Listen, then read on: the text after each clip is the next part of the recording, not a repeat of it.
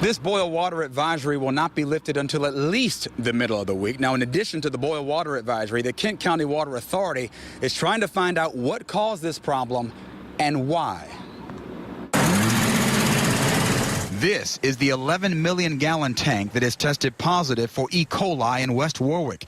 Tim Baxter with Diving Services Incorporated will be going in to try and find the problem. We're just looking for something that doesn't make sense there.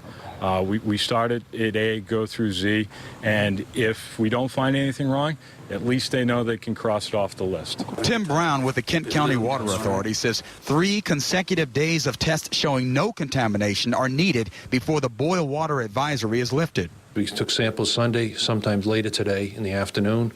And then, of course, we took samples this morning again, and they're going to the lab right now as we speak, and we'll take again and again and again. And joining me now is the General Manager for the Kent County Water Authority. That is Mr. Tim Brown. Tim, thanks for joining us this afternoon. First order of business, want to assure the residents, some 80,000 people affected by this, that as long as they follow the guidelines from the health department, they should be okay. What are those guidelines? Guidelines are simple. Boil the water 1 minute vigorously before you drink it or use it in cooking or washing your dishes. Okay, and also don't bathe young children, infants, because they may accidentally swallow that water. Correct. The young infants may have a tendency to pick up the water. Don't use that type of water right now. Okay, let's backtrack. The tank in question was first shown to have some sort of problem last Tuesday, but you did not shut down the supply line or that tank then. Why?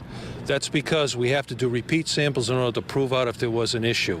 Total coliform did appear last Tuesday after the test occurred. It was incubated, went through the full process to see if it was an E. coli. It was not. At that point, we were required to do repeat samples in accordance with the guidance. Those repeat samples were done on Friday. Testing regime occurred.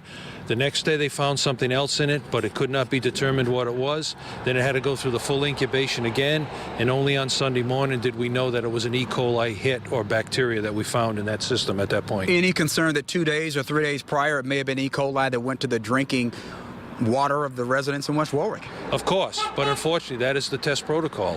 From the EPA? From the EPA. You can't shut the system down until it is confirmed. Okay, now a number of people have complained yesterday when we did this story, today as we've been doing this story, even just a moment ago as someone drove up before we came live, that they only found out about this problem yesterday afternoon. The alert system you have is what?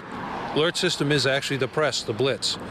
We put it out to all of the press, radio, TV, newspaper, and that's how we notify customers. We do not have an alert system that goes phone calling all of our customers. We don't have it as of yet. So in this day and age, you don't have anything that contacts people by their cell phone or contacts people by their home phone or contacts people by way of their email? No, we don't. Is that something you're going to push for? Absolutely. You see that as a problem?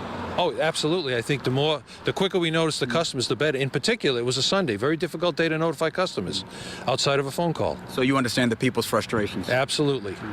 We're doing our very best to get the system back online without a boil water order, but it'll take at least 3 sets of samples that come back clean. 3 consecutive sets of samples? Correct. All right. Tim Brown, General Manager of the Kent County Water Authority. I do appreciate you joining us this afternoon. I also want to clear one thing up. There are 25,000 customers of the Kent County Water Authority. That translates to some 80,000 people because the customers represent a household. As you know, inside that household may be 2, 3, or 4 people. That's where you get the inflated number of 80,000 people. Lots more to cover on the story. We will bring it to you. We'll bring it to you live at 5, 5:30, 6 o'clock. And as always, go to our website, WPRI.com, for the very latest information in between those times. For now, reporting live at the West Bay Mobile Newsroom, Todd Wallace, Eyewitness News.